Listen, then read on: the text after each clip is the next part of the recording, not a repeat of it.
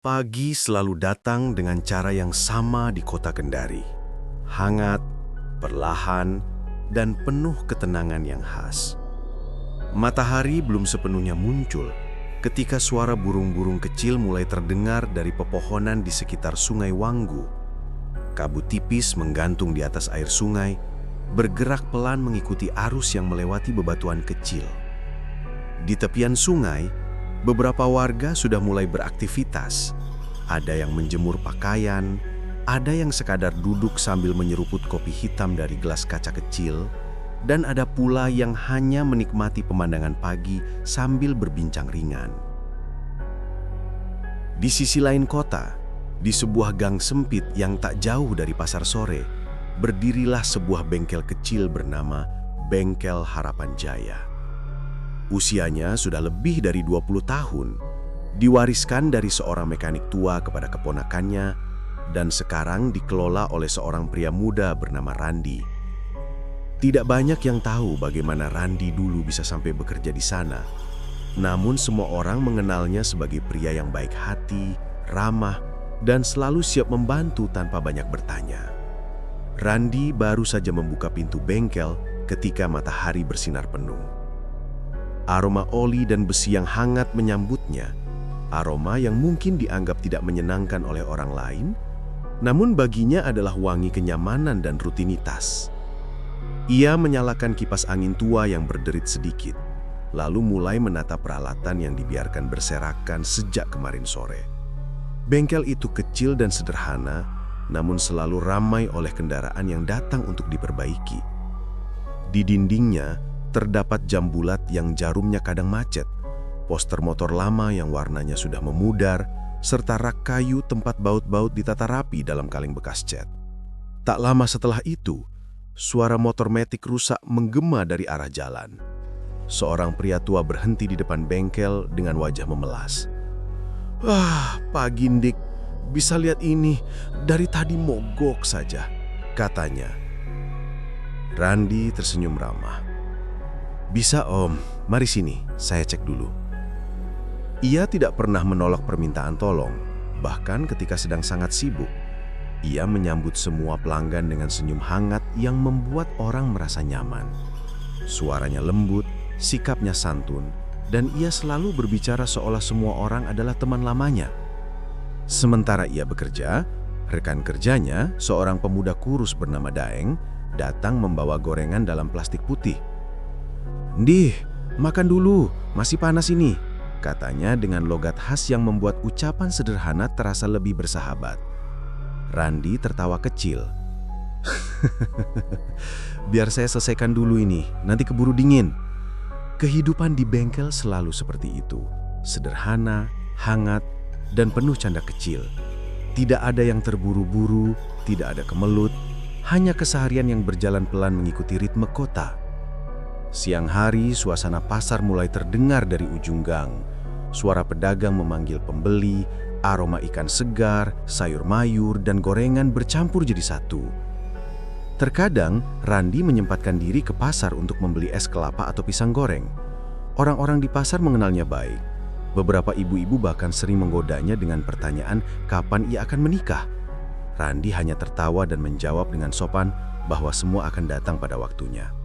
Salah satu momen yang selalu membuat bengkel terasa berbeda adalah ketika seorang wanita bernama Sinta Amelia datang. Ia adalah pelanggan tetap yang hampir selalu muncul setiap 2 atau 3 minggu, entah untuk servis ringan atau sekedar memeriksa tekanan ban. Usianya mungkin sekitar pertengahan 20-an, wajahnya halus dengan sorot mata lembut namun sulit ditebak. Rambut hitamnya selalu diikat rapi, dan ia berbicara dengan nada pelan yang membuat orang ingin mendengarkan. Hari itu menjelang sore, suara motor sport halus mendengar memasuki gang. Randi menoleh dan langsung mengenali kendaraan itu sebelum pengendaranya membuka helm. "Mas Randi, bisa cek randenya?" tanya Sinta dengan senyum tipis. "Tentu bisa Mbak, turun dulu, duduk di situ saja," jawab Randi sambil membersihkan tangannya dengan lap. Ada sesuatu tentang Sinta yang membuat lingkungan sekitarnya terasa lebih tenang. Ia tidak banyak bicara, lebih banyak mengamati, dan selalu membawa aroma parfum lembut yang samar. Meskipun begitu, Randi tidak pernah bertanya terlalu jauh tentang kehidupan Sinta. Ia menghormati privasi pelanggan, terutama Sinta yang tampak seperti seseorang yang menyimpan dunia kecilnya sendiri.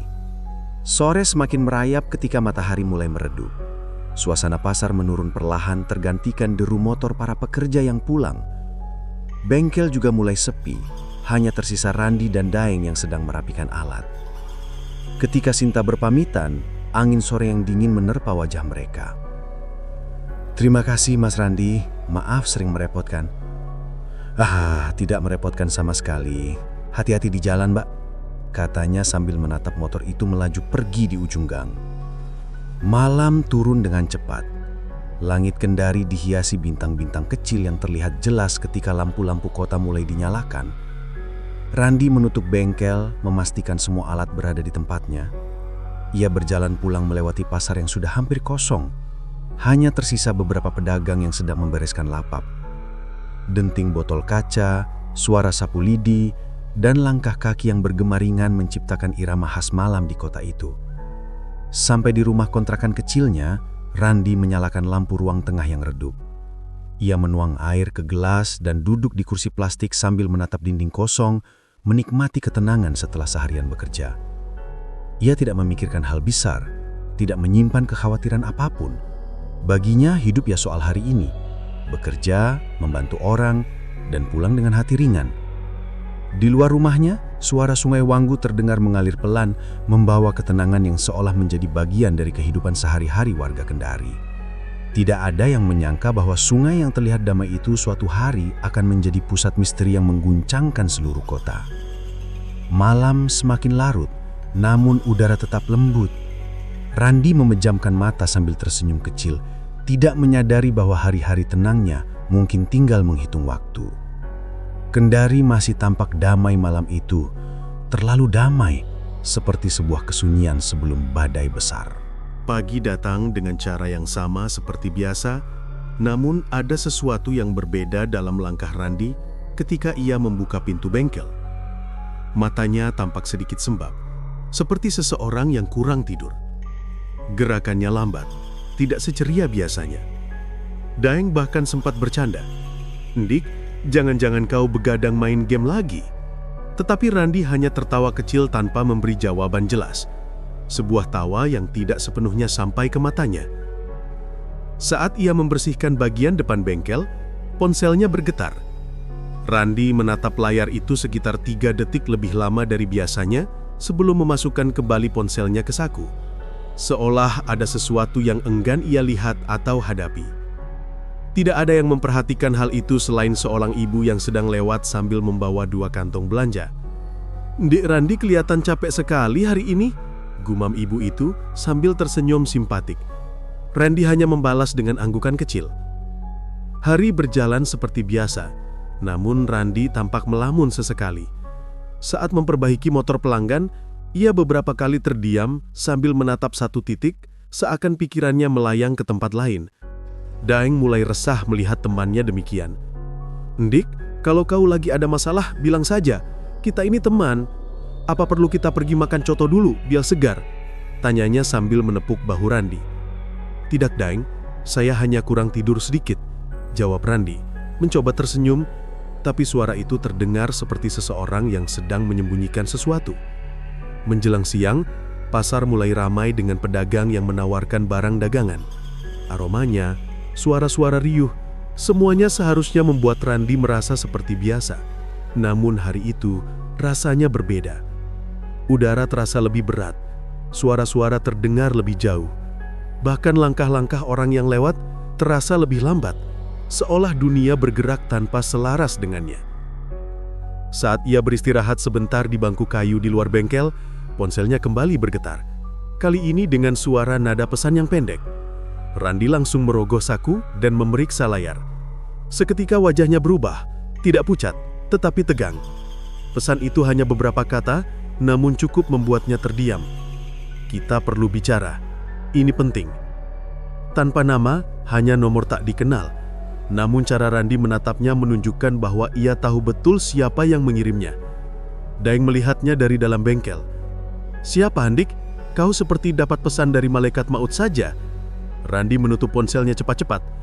Tidak, hanya salah kiri mungkin. Namun cara ia menyelipkan ponselnya ke saku dengan tangan gemetar sedikit tidak dapat menyembunyikan bahwa ada sesuatu yang lebih besar sedang ia sembunyikan. Sore hari, saat aktivitas bengkel mulai berkurang, suara motor halus kembali terdengar memasuki gang. Randi tahu suara itu. Ia bisa mengenalinya bahkan dari jarak jauh. Motor sport putih milik Sinta Amelia berhenti tepat di depan bengkel. Sinta melepas helmnya perlahan, menurunkan rambut hitamnya yang terikat rapi. Mata Randi yang sejak pagi tampak lelah dan gelisah seakan berubah seketika. Bukan cerah, tetapi jelas menunjukkan ketegangan baru. Seakan kehadiran Sinta membawa sesuatu yang selama ini ia hindari. "Mas Randi," sapa Sinta. Suaranya lembut seperti biasa, namun ada nada ragu yang tidak pernah ia tunjukkan sebelumnya. Randi berdiri dari kursinya agak terburu-buru. "Mbak Sinta, ada apa? Motor bermasalah lagi?" Sinta menggeleng-geleng. "Tidak, saya hanya lewat." Tetapi kalimat itu terdengar jelas sebagai kebohongan. Sinta tidak pernah muncul tanpa alasan. Ada sesuatu di balik tatapan matanya yang berat, sesuatu yang tidak pernah ia ceritakan kepada siapapun. Ketika keduanya saling menatap, udara seolah berhenti berputar sejenak. Daeng yang melihat momen itu dari kejauhan hanya mengangkat alis dan memilih diam. Ia tahu ada hal yang tidak ia pahami di antara keduanya. Sinta kemudian berbicara pelan, hampir seperti bisikan. "Mas, bisakah kita bicara nanti, setelah bengkel tutup?" Seketika, raut wajah Randi berubah lebih tegang. "Hari ini? Memangnya ada apa?" Jawaban Sinta hanya berupa tatapan yang tidak ia jelaskan. Ia kemudian mengenakan helmnya kembali dan berkata, "Nanti saja, tolong datang." Setelah Sinta pergi, Randi berdiri cukup lama di depan bengkel memandangi arah kepergian wanita itu. Seolah pikirannya mencoba menimbang sesuatu atau mungkin sedang ketakutan menghadapi apapun yang menantinya nanti malam. Waktu berjalan lambat hari itu. Setiap suara motor yang melintas terasa mengganggu, setiap pelanggan yang datang terasa seperti hambatan untuk Randi yang ingin segera menutup bengkel. Dan sepanjang waktu itu, ponselnya diam. Tidak ada pesan tambahan, namun justru itu yang membuat Randi merasa lebih gelisah. Ketika senja tiba, bengkel akhirnya ditutup. Daeng pamit pulang sambil bercanda. "Ndik, jangan lupa tidur malam ini. Kau seperti orang habis dikejar setan." Randi hanya tersenyum tipis.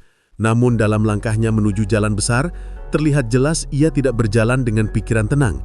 Setiap bayangan orang di pinggir jalan membuatnya menoleh, setiap suara pesan yang tidak berbunyi terasa seperti ancaman. Ia melangkah ke arah tempat yang tadi disebut oleh Sinta. Namun sebelum ia sampai, ia sempat berhenti di dekat tepi Sungai Wanggu. Sungai itu gelap, namun arusnya tetap terdengar menenangkan.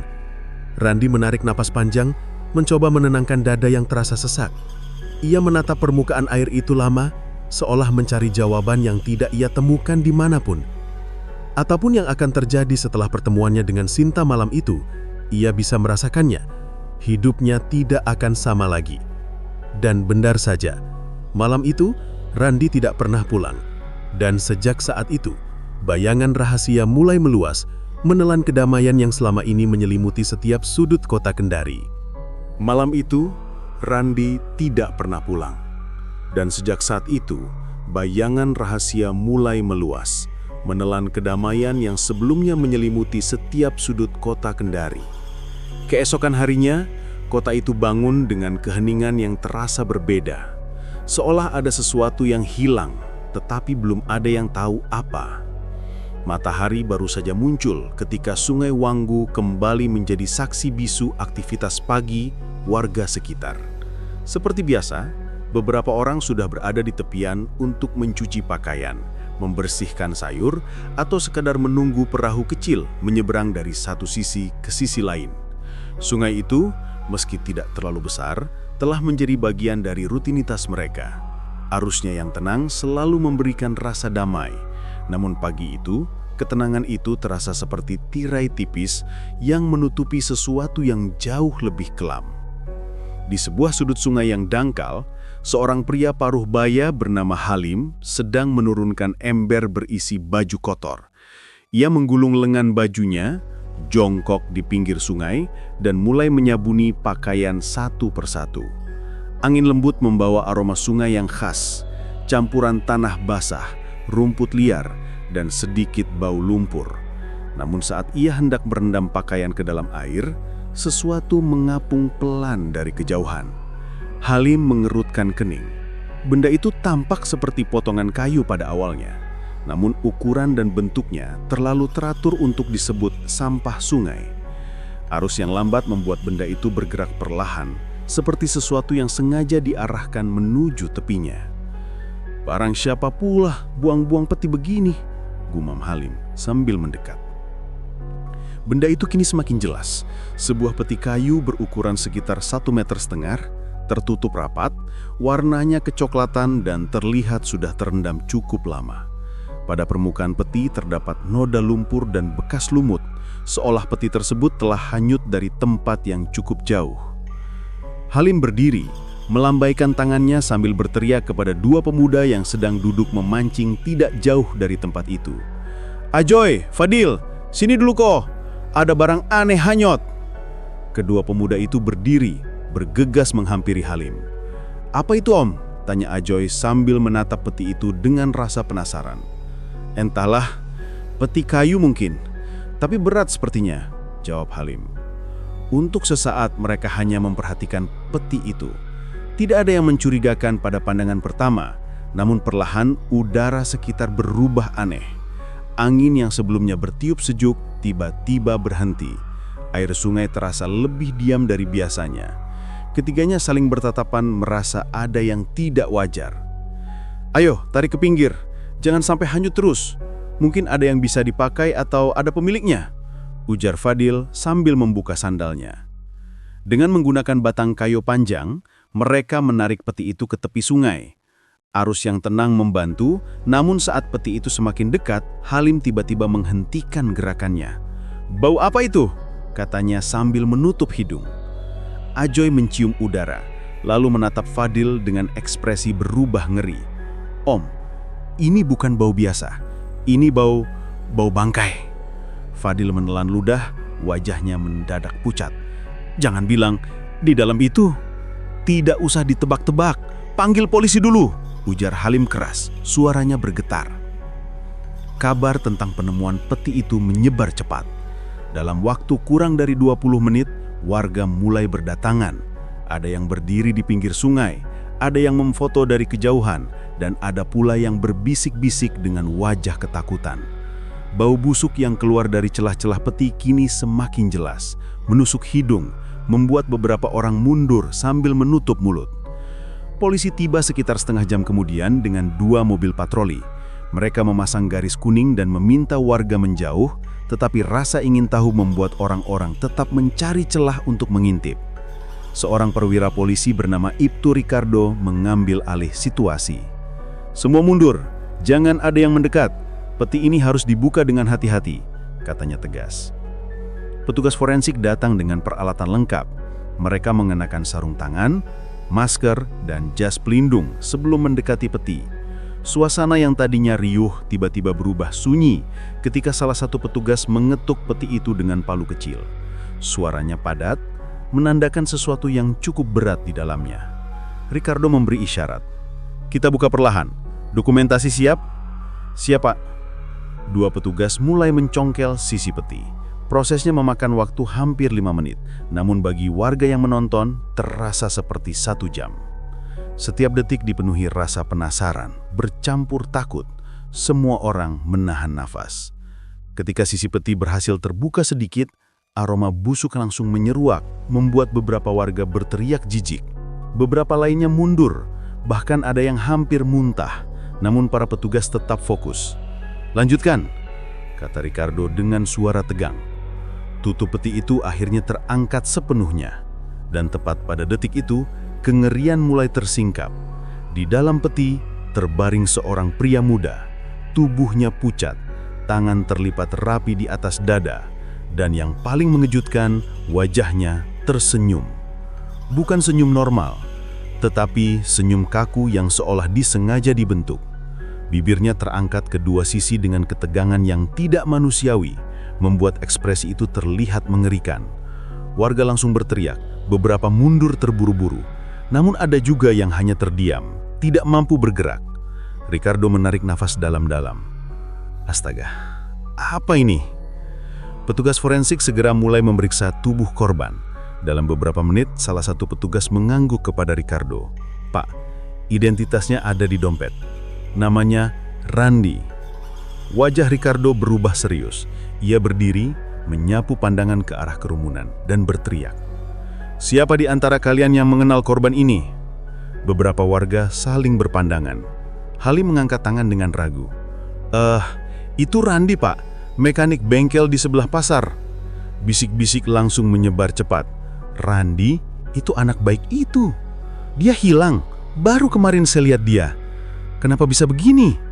Sementara warga ketakutan, Ricardo hanya menatap mayat Randy Wama. Tubuh Randy tidak menunjukkan tanda-tanda kekerasan mencolok. Tidak ada luka besar, tidak ada darah.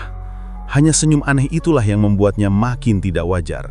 Seolah Randy pergi dengan membawa rahasia yang tidak sempat ia ceritakan. Petugas mengangkat mayat itu perlahan dari peti dan sesuatu jatuh dari sela tangannya. Selembar kertas kecil terlipat rapi. Ricardo mengambilnya, membukanya dengan sarung tangan dan membaca pelan. Tulisan itu hanya 2 kata. "Maafkan aku." Di bawahnya tertulis inisial S.A. Ricardo menatap peti yang masih terbuka, lalu kembali pada mayat Randy. Sungai Wanggu yang sebelumnya tenang, kini terasa seperti menyimpan sesuatu yang jauh lebih gelap dari yang terlihat. Sebuah rahasia yang tak akan mudah diungkap. Dan hari itu, seluruh kota Kendari mulai menyadari kedamaian yang mereka kenal selama ini baru saja retak. Kegelisahan itu terus mengiringi langkah Randy keesokan harinya. Seolah nama Sinta yang berputar-putar di benaknya menjadi gema yang sulit diredam. Meski matahari pagi di Kendari tampak cerah, memberikan sinar keemasan pada dedaunan di tepi Sungai Wanggu, Randy tetap merasa ada sesuatu yang mengendap, seperti riak samar yang menandakan arus kuat di bawah permukaan. Ia mencoba menyingkirkan perasaan itu dan memusatkan pikirannya pada pekerjaan di bengkel, berharap kesibukan bisa meredakan ketegangan yang tak kasat mata itu.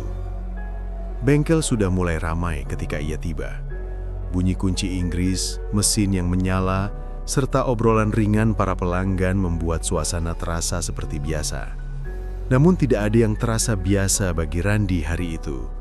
Bahkan bau oli yang biasanya akrab di hidungnya pun terasa berbeda. Lebih tajam, lebih menusuk, seperti turut memantulkan rasa tidak nyaman dalam hatinya. Randy menghela napas dan memulai pekerjaannya. Mencoba memaksa tubuhnya mengikuti rutinitas meski pikirannya melayang entah kemana. Baru sekitar 1 jam bekerja, sebuah motor matic berhenti di depan bengkel. Randy tidak langsung memperhatikan siapa pemiliknya, tetapi suara langkah kaki halus yang mendekat membuatnya terpaksa menoleh. Ia tidak perlu menebak lama. Sinta Amelia berdiri di sana, dengan rambut hitam tergerai, memakai kemeja biru muda dan celana hitam yang sederhana namun rapi. Wajahnya pucat, tetapi sorot matanya tampak tajam, seperti sedang memikirkan sesuatu yang berat. "Pagi Mas Randy," sapanya pelan. Randy terdiam sesaat sebelum akhirnya menjawab. "Pagi, Mbak Sinta. Ada yang bisa saya bantu?" Sinta menggigit bibir bawahnya sebentar, kebiasaan yang sering ia lakukan ketika gugup, lalu menunjuk ke arah motornya. "Motorku rasanya ada suara aneh. Bisa tolong cek?" Nada bicaranya terdengar sedikit ragu, dan itu membuat Randy kembali merasakan ketegangan yang sama seperti malam sebelumnya. Namun ia hanya mengangguk dan mulai memeriksa bagian bawah motor. Sinta berdiri tidak jauh, memperhatikannya dengan pandangan yang sulit diartikan, antara cemas, gelisah, dan sesuatu yang samar-samar seperti penyesalan. Saat Randy sedang membongkar cover motor, sebuah kertas kecil jatuh dari dalam bagasi. Lipatan kertas itu tidak sengaja terbuka dan menampilkan deretan angka, seperti alamat atau koordinat, dan sebuah tanggal yang disorot dengan tinta merah. Randy buru-buru memungutnya. Tetapi tatapan Sinta yang tiba-tiba berubah tegang memberinya sinyal jelas bahwa kertas itu bukan sesuatu yang ingin dilihat sembarang orang. "Itu hanya catatan pribadi," ucap Sinta cepat, nadanya sedikit meninggi. Randi menyerahkannya kembali tanpa komentar, meski hatinya terasa semakin berat. Ada sesuatu yang lebih gelap, lebih besar, yang ia yakin sedang melingkupi wanita itu. Tak lama kemudian, suara sirene mobil patroli melintas di jalan dekat bengkel. Beberapa orang yang sedang menunggu motornya langsung menoleh. Dua polisi tampak berbicara dengan warga sekitar, menanyakan sesuatu yang tidak jelas dari kejauhan. Randi memperhatikan secara sekilas, tetapi ketika ia melihat salah satu polisi menampilkan foto seseorang di layar ponsel kepada warga, jantungnya berdetak lebih cepat. Meski tidak terlihat jelas, siluet wajah di layar itu tampak familiar. Sinta ikut menoleh, dan seketika tubuhnya menegang. Gerakan kecil itu tidak luput dari perhatian Randi. "Kamu kenapa, Mbak?" tanya Randi hati-hati. Sinta tersentak sedikit. Tidak apa-apa. Aku cuma tidak suka suara sirene." Jawaban itu jelas menghindar, tetapi Randi tidak ingin memaksa. Ia melanjutkan pekerjaannya sampai motor itu selesai diperbaiki. Sinta mengucapkan terima kasih, namun suaranya terdengar lebih pelan, bahkan bergetar. Sebelum pergi, ia menatap Randi seolah ingin mengatakan sesuatu yang penting. Namun kemudian ia hanya menunduk dan pergi tanpa menoleh lagi. Kepergiannya meninggalkan ruang kosong yang sulit dijelaskan. Seakan ada badai baru saja lewat, tetapi anginnya masih memutar di sekitar situ. Siang itu ketika bengkel mulai sepi, seorang polisi mendekati tempat kerja Randi. Ia mengenakan seragam lengkap dan membawa foto yang sama seperti yang terlihat sebelumnya. "Permisi," katanya dengan sopan namun tegas. "Apakah Anda pernah melihat orang ini?" Randi menatap foto itu.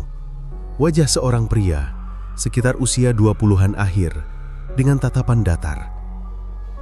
Sekilas ia tidak mengenalnya, tetapi ada sesuatu pada foto itu yang membuat punggungnya merinding. "Sepertinya tidak, Pak," jawab Randi dengan nada yang menurutnya juga terdengar ragu. Polisi itu mengangguk perlahan, lalu memberikan kartu namanya. "Kalau Anda ingat sesuatu, sekecil apapun, tolong hubungi saya. Orang ini dilaporkan hilang 3 hari lalu." Randi menerima kartu itu dengan tangan yang sedikit gemetar. Ia mengangguk, meski pikirannya mulai dipenuhi pertanyaan. Ketika polisi itu berjalan pergi, rasa mencekam merayap masuk. Entah kenapa, ia merasa pria di foto itu memiliki hubungan dengan Sinta. Lebih tepatnya, dengan catatan koordinat yang tadi ia lihat. Dan semua itu membuat perasaan gelisahnya semakin meruyak. Setelah polisi pergi, Randi duduk sebentar, mengusap wajahnya. Ada sesuatu yang sedang bergerak dari balik bayangan, sesuatu yang belum ia pahami, tetapi perlahan-lahan mendekat tanpa bisa ia hindari. Hari mulai sore, dan langit Kendari berubah keemasan. Namun keindahan itu tidak mampu meredam tekanan kuat yang menekan dadanya. Ia menatap Sungai Wanggu dari kejauhan. Arusnya tampak lebih cepat dari biasanya, seperti membawa isyarat bahwa akan ada sesuatu yang hanyut, sesuatu yang selama ini tersembunyi. Dan tanpa ia sadari, langkah-langkah kecil menuju petaka sudah mulai tertata satu persatu. Perlahan, namun pasti. Langkah-langkah menuju petaka itu semakin terasa ketika keesokan paginya suasana di sekitar Sungai Wangu tampak berbeda. Randi yang biasanya berangkat lebih pagi dari rumah sengaja melewati jalur yang melintasi pinggir sungai. Ada perasaan tak jelas yang mendorongnya untuk melihat arus air itu, seakan-akan ada sesuatu yang sedang menunggu untuk muncul ke permukaan. Sungai Wangu yang biasanya teduh kini tampak keruh, bergolak ringan seperti menyimpan kegelisahan tersendiri. Randi memandanginya sebentar, lalu melanjutkan langkahnya menuju bengkel. mencoba memulai hari yang ia harapkan lebih normal dari sebelumnya. Namun harapan itu langsung pudar ketika ia tiba di bengkel dan melihat beberapa warga sudah berkumpul di pinggir jalan, membentuk kerumunan kecil. Gumaman pelan terdengar, sebagian besar bernada cemas. Ketika Randi mendekat, ia melihat dua polisi yang kemarin menanyakan foto orang hilang itu sedang berbicara dengan Pak Guntur, pemilik bengkel. Randi merasakan dadanya menegang. "Pagi Mas Randi," sapa polisi berkumis tipis itu. "Maaf kalau mengganggu lagi, ada perkembangan baru." Randi berusaha tersenyum meski sulit. "Ada yang bisa saya bantu, Pak?" Polisi itu menatap Randi beberapa detik, seolah menimbang sesuatu, sebelum akhirnya berkata, "Semalam ada warga yang melihat sebuah peti kayu mengapung di Sungai Wanggu. Mereka mengira itu limbah dari proyek pembangunan, jadi tidak ada yang terlalu peduli. Tapi pagi ini baunya mulai menyengat. Tim kami sedang menuju ke sana sekarang." Peti kayu. Kata itu membuat punggung Randi merinding. Ia tidak tahu kenapa, tetapi bayangan aneh langsung muncul di kepalanya. Bayangan gelap yang menyerupai sesuatu yang tidak seharusnya ditemukan manusia begitu saja. Sungai Wanggu yang biasanya teduh kini tampak keruh, bergolak ringan seperti menyimpan kegelisahan tersendiri. Randi memandanginya sebentar, lalu melanjutkan langkahnya menuju bengkel, mencoba memulai hari yang ia harapkan lebih normal dari sebelumnya. Namun harapan itu langsung pudar ketika ia tiba di bengkel dan melihat beberapa warga sudah berkumpul di pinggir jalan, membentuk kerumunan kecil. Gumaman pelan terdengar, sebagian besar bernada cemas. Ketika Randi mendekat, ia melihat dua polisi yang kemarin menanyakan foto orang hilang itu sedang berbicara dengan Pak Guntur, pemilik bengkel. Randi merasakan dadanya menegang. "Pagi Mas Randi," sapa polisi berkumis tipis itu. "Maaf kalau mengganggu lagi, ada perkembangan baru." Randi berusaha tersenyum meski sulit. "Ada yang bisa saya bantu, Pak?" Polisi itu menatap Randi beberapa detik seolah menimbang sesuatu, sebelum akhirnya berkata, "Semalam ada warga yang melihat sebuah peti kayu mengapung di Sungai Wanggu. Mereka mengira itu limbah dari proyek pembangunan, jadi tidak ada yang terlalu peduli. Tapi pagi ini baunya mulai menyengat. Tim kami sedang menuju ke sana sekarang." Peti kayu. Kata itu membuat punggung Randi merinding. Ia tidak tahu kenapa, tetapi bayangan aneh langsung muncul di kepalanya. Bayangan gelap yang menyerupai sesuatu yang tidak seharusnya ditemukan manusia begitu saja. Sungai Wanggu yang biasanya teduh kini tampak keruh, bergolak ringan seperti menyimpan kegelisahan tersendiri. "Apa hubungannya dengan orang yang hilang itu?" tanya Pak Guntur ikut penasaran. "Kami belum tahu, tapi kami butuh kesaksian siapapun yang mungkin melihat sesuatu di sekitar sungai dalam 2 hari terakhir." Randi menelan ludah. Ia sempat melintas di sana kemarin sore, tetapi ia tidak melihat apapun selain riak air. Ia hampir membuka mulut untuk berbicara, tetapi entah mengapa ia menahan diri. Ada bagian dari dirinya yang tidak ingin terlibat lebih jauh, meski ia mulai merasa seperti sedang diseret perlahan ke tengah pusaran. Polisi itu akhirnya pamit dan menuju lokasi penemuan. Kerumunan bubar secara perlahan. Randi mencoba fokus bekerja, tetapi suara polisi tadi terus terputar di kepalanya. Peti kayu, bau menyengat, orang hilang, dan entah kenapa wajah Sinta muncul bersamaan dengan semua itu. Hari baru berjalan setengah ketika kejadian berikutnya membuat suasana semakin menegang. Sinta Amelia tiba di bengkel. Namun berbeda dengan biasanya, kali ini ia datang dengan wajah yang jauh lebih pucat, matanya sembab, rambutnya sedikit berantakan, dan jemarinya gemetar saat mematikan mosin. Randi langsung tahu ada sesuatu yang sangat salah. "Sinta," Randi memanggil pelan mendekatinya. "Kamu kenapa? Ada apa?" Sinta tidak langsung menjawab. Ia menatap lantai sebelum akhirnya mengangkat wajah, dan dalam sekejap Randi melihat ketakutan yang begitu dalam di mata wanita itu, ketakutan yang ia tidak lihat sejak mengenalnya. Aku harus bicara sama kamu," katanya dengan suara bergetar. "Tolong, jangan bilang ke siapapun." Randi mengangguk. Mereka bergerak ke belakang bengkel, tempat yang lebih tenang. Sinta menarik nafas panjang lalu berkata, "Aku merasa aku sedang diikuti." Randi terperangah. "Diikuti? Siapa?" Sinta menggelengkan kedua tangannya saling menggenggam erat. "Aku tidak tahu, tapi sejak 3 hari lalu aku merasa ada yang memperhatikan aku. Di rumah, di jalan, bahkan ketika aku belanja di pasar. Aku pikir itu cuma perasaanku saja, tapi semalam seseorang menggedor pintu rumahku dengan keras." Randi merasakan kerongkongannya mengering. Kamu lihat siapa? Tidak, tapi aku yakin itu ada hubungannya dengan seseorang. Randi menunggu kelanjutannya. Jantungnya berdetak cepat. Sinta memejamkan mata seperti sedang berusaha mengumpulkan keberanian sebelum akhirnya berkata, "Randi, kamu ingat kertas yang jatuh dari motor aku kemarin?" Randi mengangguk. "Itu bukan sekedar catatan, itu koordinat." Sinta menatapnya dengan mata yang hampir berkaca. Koordinat tempat seseorang terakhir kali dilihat. Randi terpaku. Mendadak semua potongan kecil yang berserakan terasa seperti sedang bergerak ke arah yang sama, dan itu membuat bulu kuduknya berdiri. "Siapa yang terakhir kali terlihat di sana?" tanya Randi pelan. Sinta menunduk. Suaranya hampir tidak terdengar ketika ia menjawab. "Pria dalam foto polisi itu, namanya Irfan." Nama itu membuat udara di sekitar mereka terasa lebih berat. Meski Randi tidak mengenal pria itu, ia merasakan sesuatu menjalar di dadanya, semacam firasat buruk yang merambat pelan namun pasti, seperti racun. "Aku bukan apa-apanya Irfan," lanjut Sinta cepat seakan takut Randi salah paham. "Kami cuma pernah saling mengenal, tapi dia mulai berubah. Dia jadi obsesif, mengawasi aku, mengikuti aku, dan 3 hari lalu ia hilang." Dalam diam itu, suara sungai dari kejauhan seperti ikut mendesah, membawa hawa yang semakin menekan. "Tapi Sinta," Randi menelan ludah, "kenapa kamu punya koordinat tempat terakhir dia terlihat?" Sinta terdiam, air matanya jatuh perlahan. Aku tidak bisa jelaskan semuanya sekarang," katanya dengan lirih. "Tapi Randi, kalau peti kayu yang ditemukan polisi itu berhubungan sama dia, aku takut. Aku benar-benar takut." Suasana hening, hanya suara bengkel dari kejauhan yang terdengar samar. Randi merasakan dorongan kuat untuk menenangkannya, untuk mengatakan bahwa semuanya akan baik-baik saja. Tetapi bagaimana mungkin ia mengatakan itu ketika ia sendiri merasakan bahaya yang mulai menghampiri mereka? Tanpa ia sadari, polisi kembali datang ke arah bengkel. Kali ini mereka tidak membawa foto, melainkan membawa garis polisi dan sebuah radio komunikasi yang terus berbunyi. Suara salah satu petugas terdengar jelas. "Peti sudah dibuka. Identifikasi sementara, korban laki-laki. Perkiraan usia sesuai ciri orang hilang." Randi merinding, Sinta membeku, dan saat itulah gelombang pertama dari badai besar itu benar-benar mulai menghantam mereka. Gelombang itu menyapu pikiran Randi sepanjang hari, membuat dunia di sekelilingnya terasa kabur seperti mendung yang menahan hujan besar.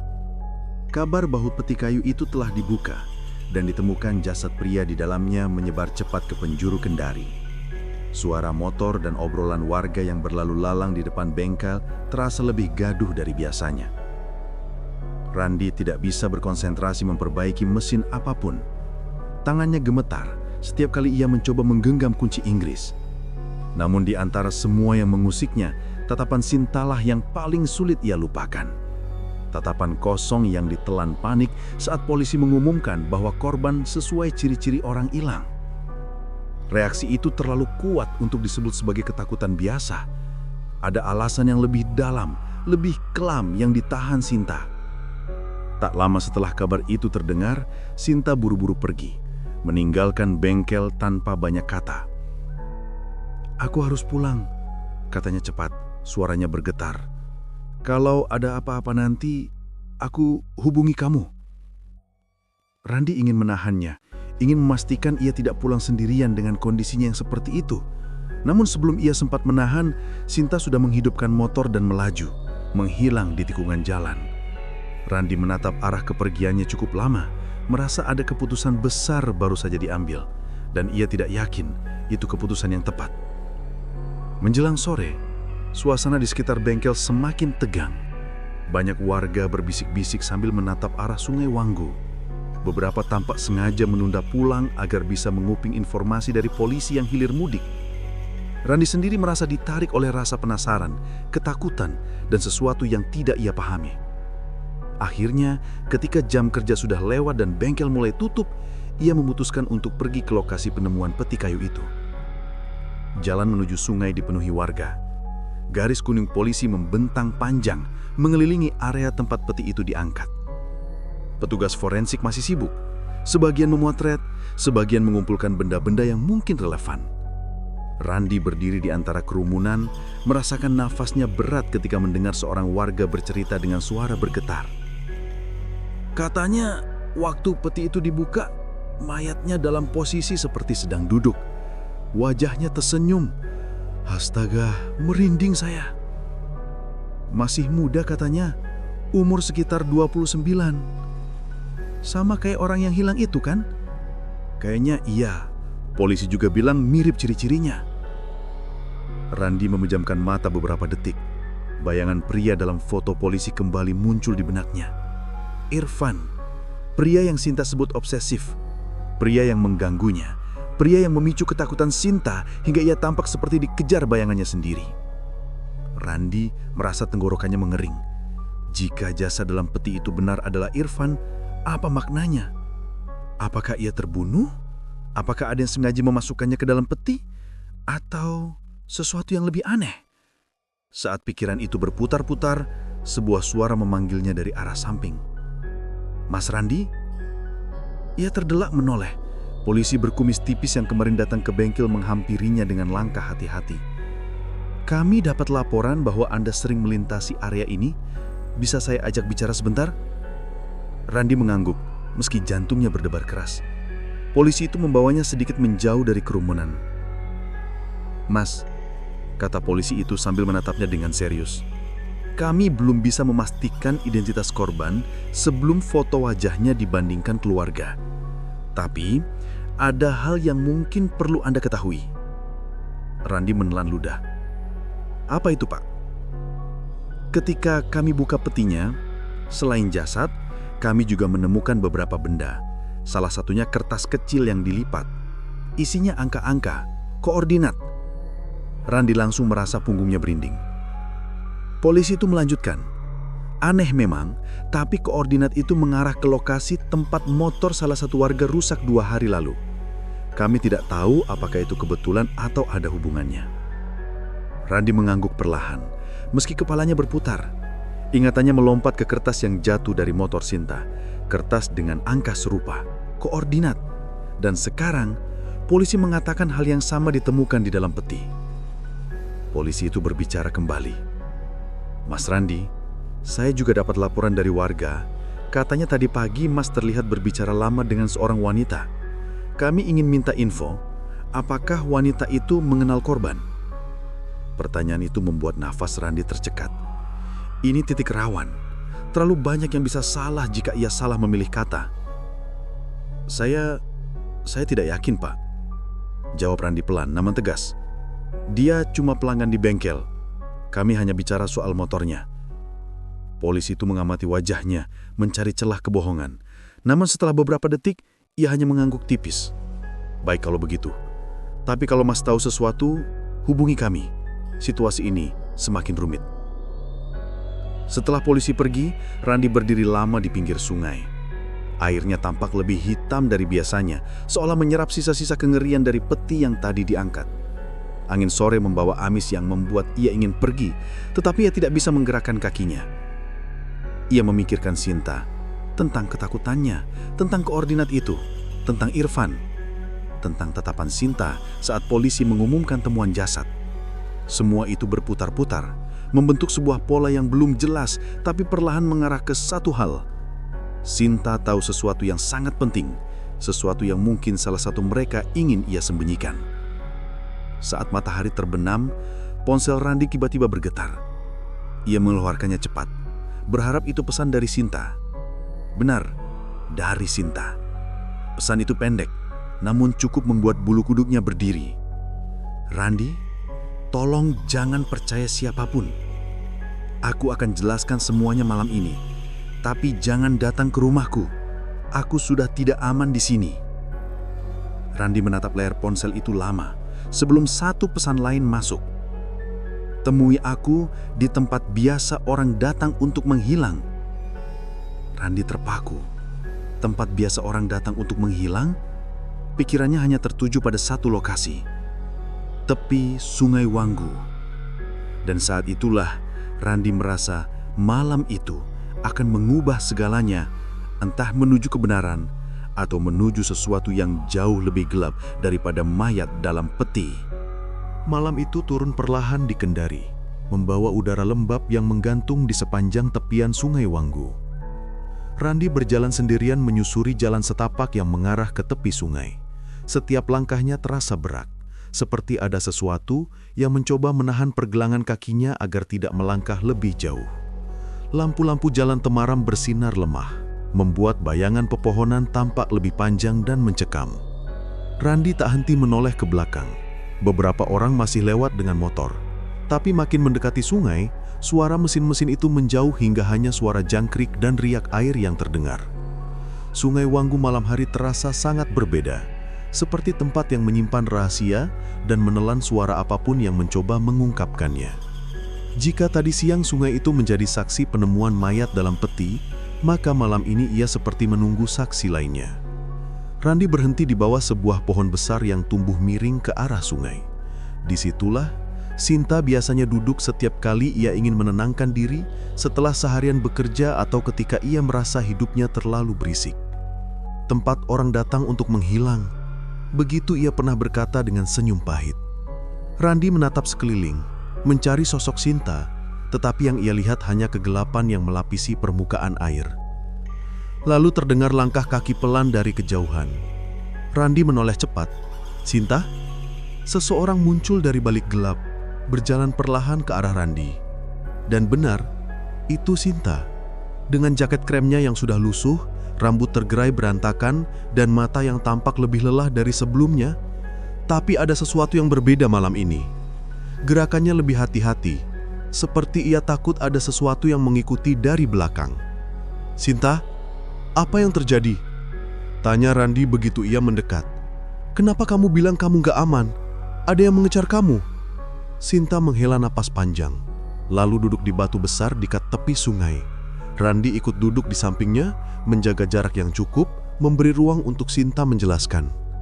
Wanita itu menutup wajahnya dengan kedua tangan, menahan emosi yang seolah sudah terlalu lama ia pendam. "Aku gak tahu harus mulai dari mana.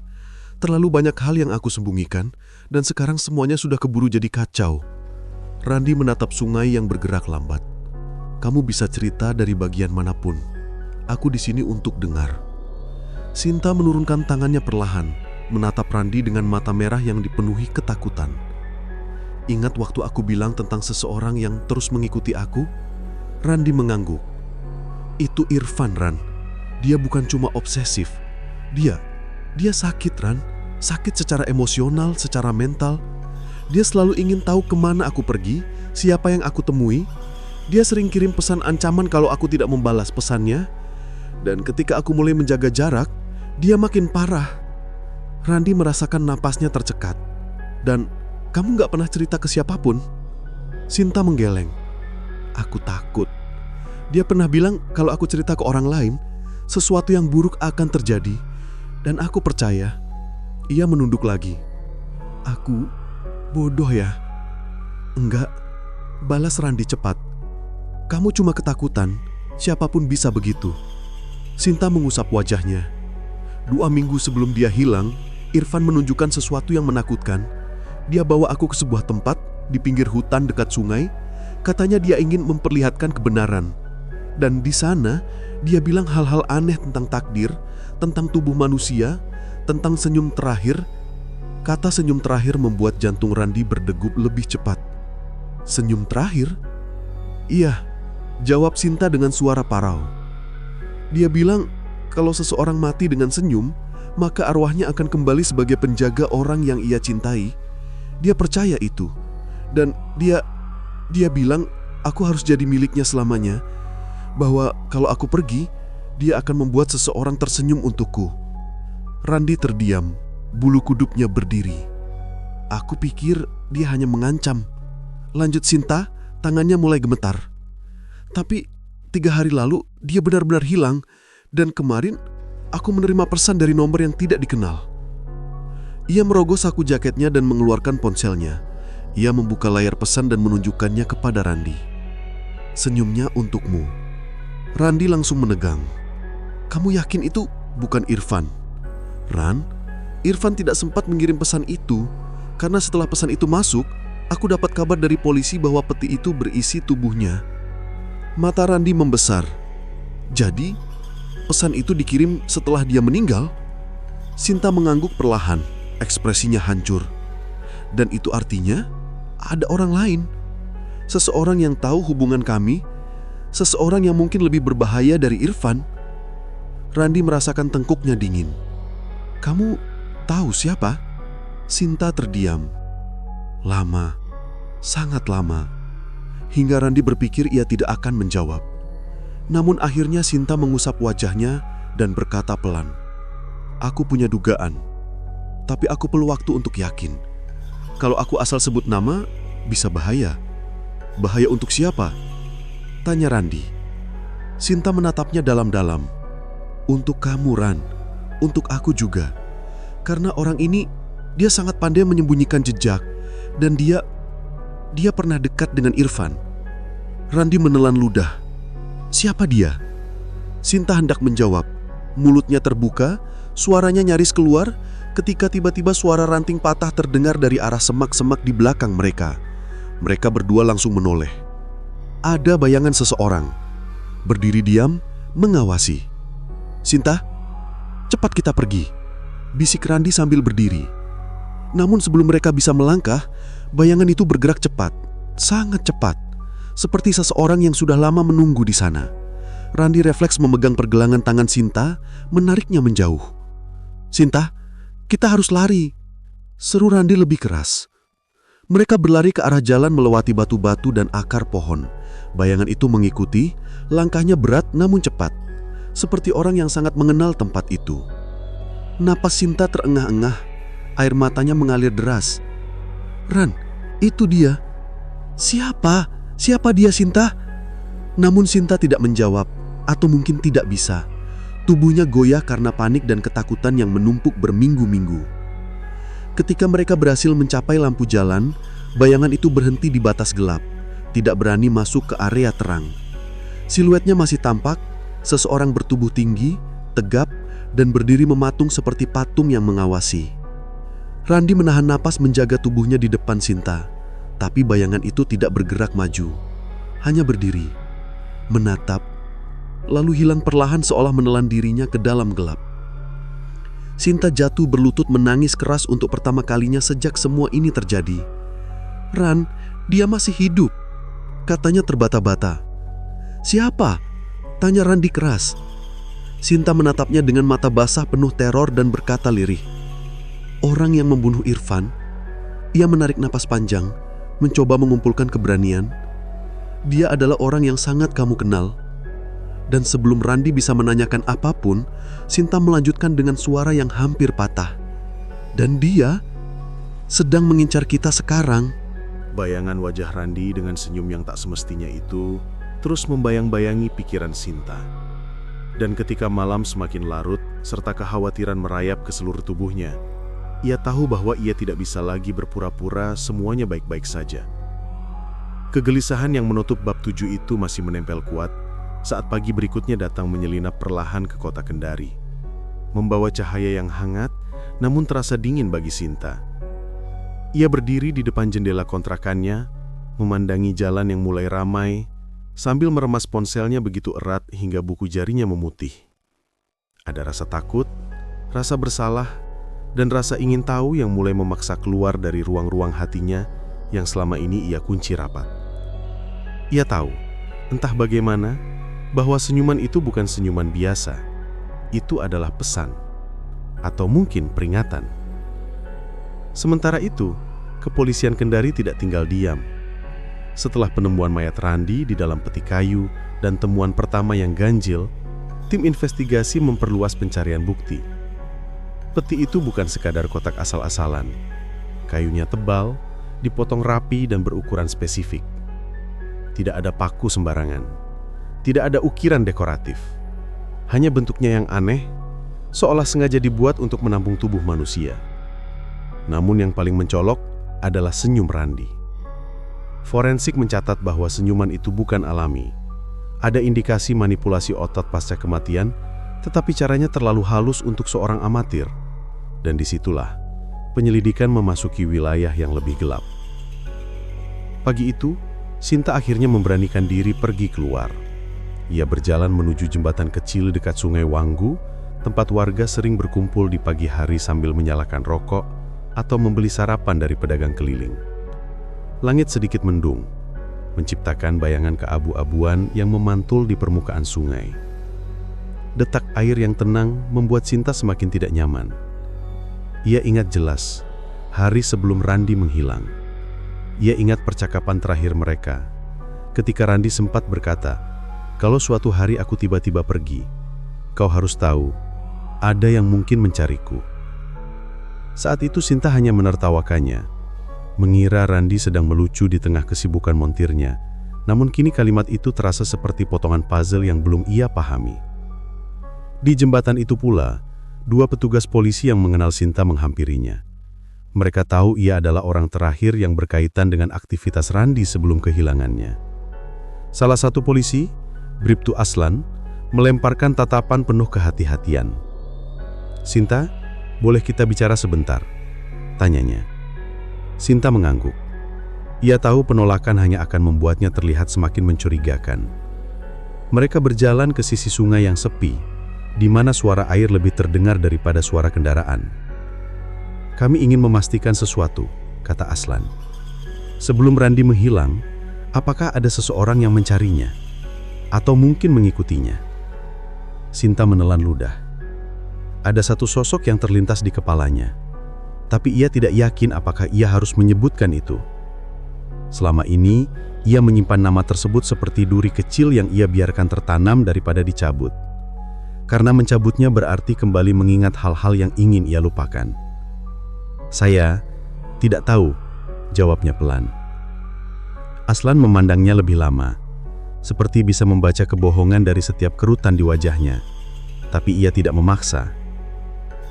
Di sisi lain kota, di ruang forensik RS Bayangkara, suasana jauh berbeda.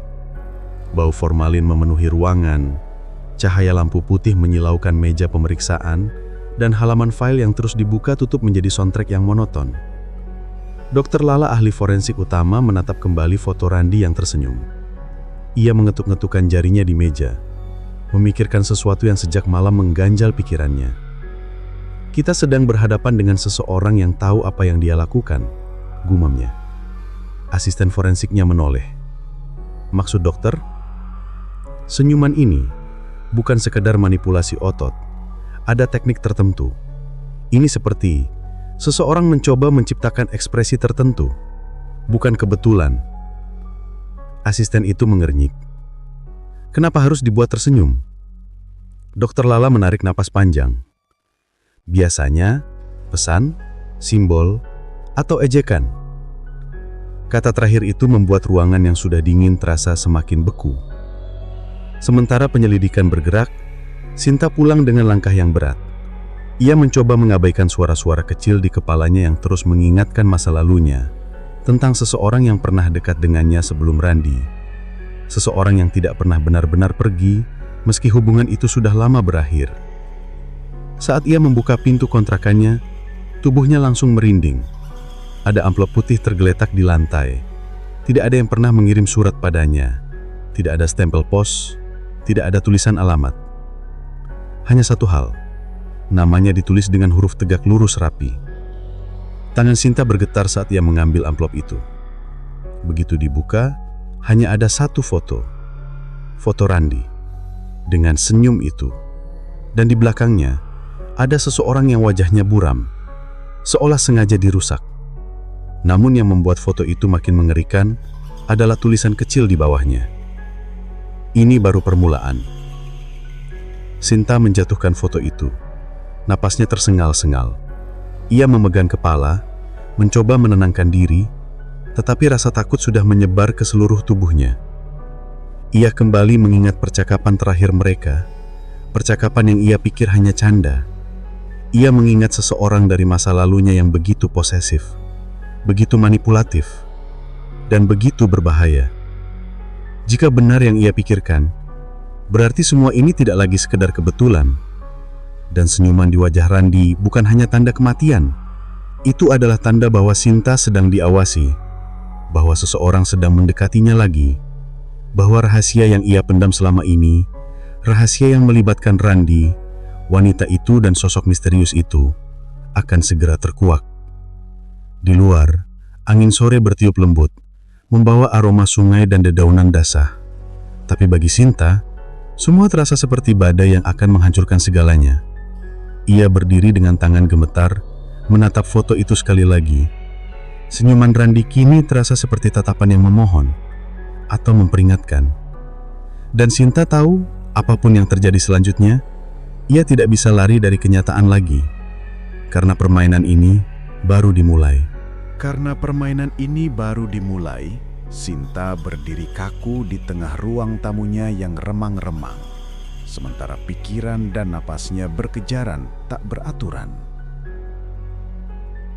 Ketegangan dari bab sebelumnya merayap memasuki pagi berikutnya dengan intensitas yang jauh lebih berat. Foto yang semalam ia temukan masih tergeletak di lantai, seolah menjadi saksi bisu bahwa ketenangan hidupnya telah benar-benar runtuh.